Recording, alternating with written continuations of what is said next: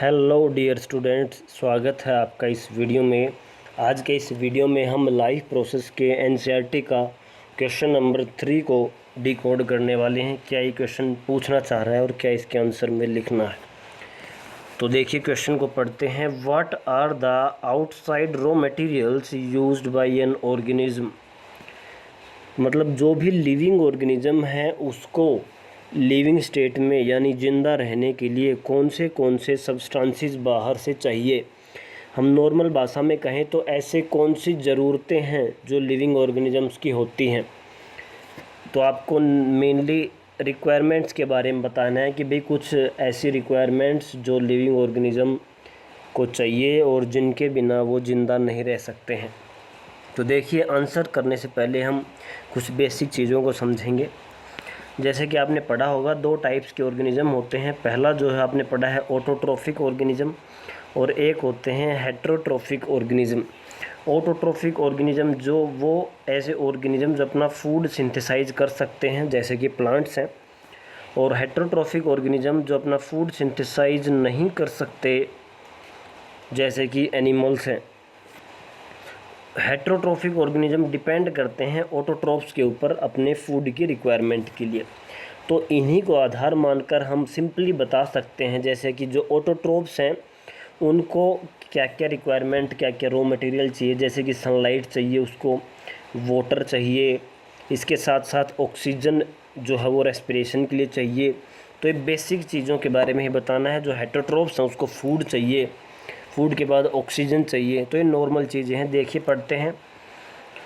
We need materials from outside in order to grow. तो जो भी लिविंग ऑर्गेनिज्म है वो अपनी ग्रोथ के लिए, डेवलपमेंट के लिए, प्रोटीन के सिंथेसिस के लिए और जो भी दूसरे सब्सटेंस जो बॉडी को ज़रूरत होती है वो बाहर से लेता है। Energy and materials are got from the food. तो सबसे पहला जो आ चुका है वो आ चुका है आपका फूड, कि भाई फूड से हमें एनर्जी मिलती है और अलग अलग तरह के मटेरियल्स मिलते हैं जिससे हमारा प्रोटीन वगैरह बनता है। अगर हम ऑटोट्रोफिक प्लांट्स की बात करें तो उसको CO2 चाहिए, वाटर चाहिए फोटोसिंथेसिस के लिए और इसके साथ साथ सनलाइट भी चाहिए। तो CO2, वाटर और सनलाइट हो गया है ऑटोट्रोफ्स के लिए, और हेटेरोट्रोफ्स के लिए हो चुका है फूड। इसके साथ साथ क्लोरोफिल भी होता है। जैसे कि आपको पता है प्लांट्स के अंदर एक ग्रीन पिगमेंट होता है क्लोरोफिल, जो कि क्लोरोप्लास्ट के अंदर होता है, वो भी उसको रिक्वायरमेंट होती है। और water and minerals are absorb by roots from the soil. तो ये प्लांट्स के बारे में बात कर रहा है स्पेशल, कि प्लांट्स के अंदर क्लोरोफिल जो है वो क्लोरोप्लास्ट में होता है जिसकी वजह से सनलाइट को एब्जॉर्ब किया जाता है, और इसके अंदर वाटर और मिनरल्स को रूट के द्वारा प्लांट एब्जॉर्ब करता है।